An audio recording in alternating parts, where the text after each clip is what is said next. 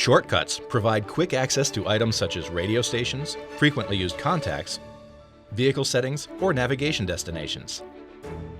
To begin, the vehicle should be in park with the ignition on. To add a radio station shortcut, press the radio icon. Press the desired station. Now select More. Then touch Save as a shortcut. A confirmation message appears. After the first item is stored as a shortcut, there will be a Shortcuts icon in the home screen, where all shortcuts reside. Navigation destinations can be saved the same way. Activate Navigation. Then select a destination, either by searching or choosing a location from recent destinations. Once chosen, select More, and then Save as a shortcut. Shortcuts can be moved and deleted.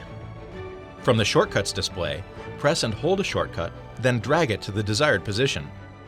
To delete, press, hold, and then touch the circled X.